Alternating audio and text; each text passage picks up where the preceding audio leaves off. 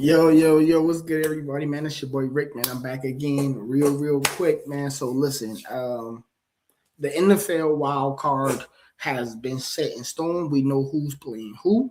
We know when time everybody's playing. So of course, what I'm gonna do really quickly is just run through each of the games, give my prediction because that's what you gotta do. Shout out to my Washington Commanders who are out officially, which I guess we've been out officially for a while. We have officially have the seventh pick in the draft. We officially fired our offensive and defensive coordinator. So we're going into the offseason looking totally different than we did last year where we made it to the conference championship game. We was one game away from the Super Bowl.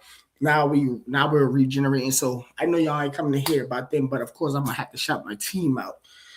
With that being said, let's look at these games. So the first game we have is the Rams and the Panthers.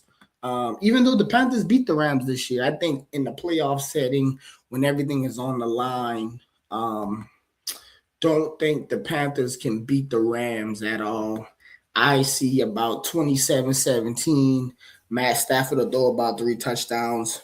Bryce Young is going to get his feet wet for in the playoffs, and he's going to be able to kind of build from this if they see him being the quarterback in the future.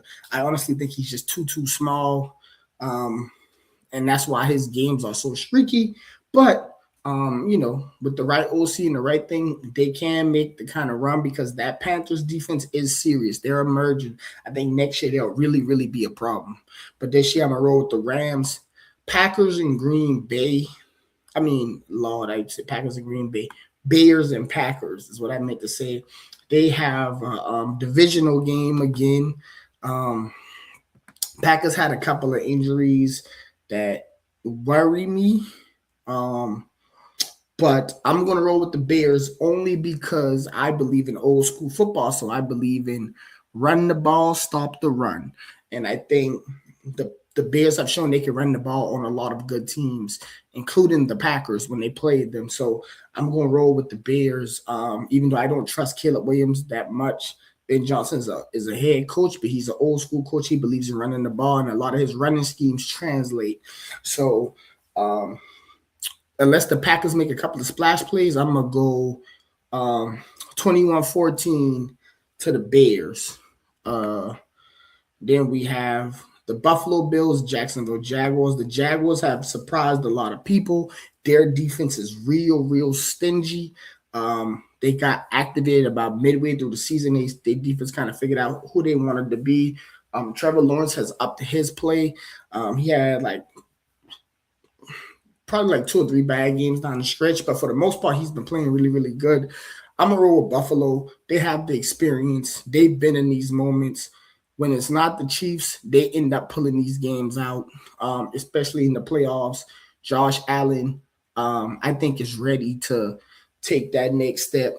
I think these are the kind of seasons where you really win the Super Bowl, when you lose some regular season games that you wish you could have had back. I think they step up in the playoffs. I'm going to go 28-24 Buffalo. And James Cook will have a lot to say about that as well. But I just think when the game is on the line and when it matters the most, the Buffalo Bills, they have a good head coach.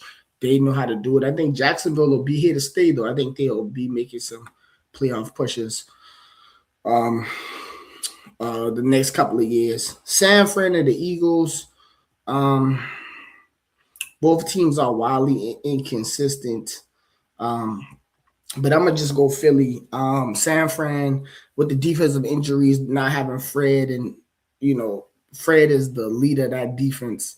Not having Fred is important.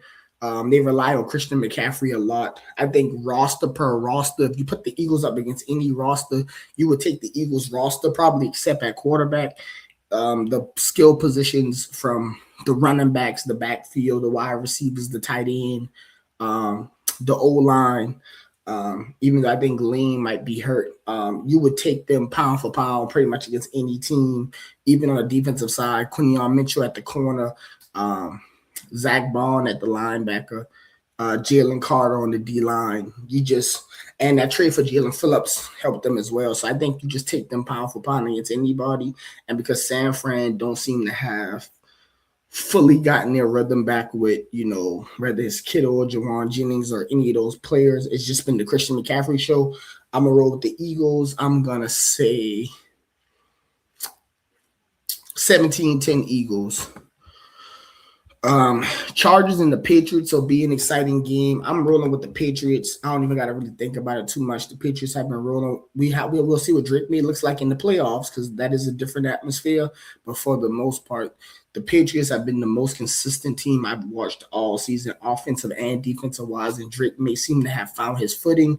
They have some great skill players at the running back. With adding Travion Henderson. Hopefully the man figure it out in court, but Stephon Diggs has been a good player for them as well. So I just think they got it figured out. I think the Chargers have been up and down.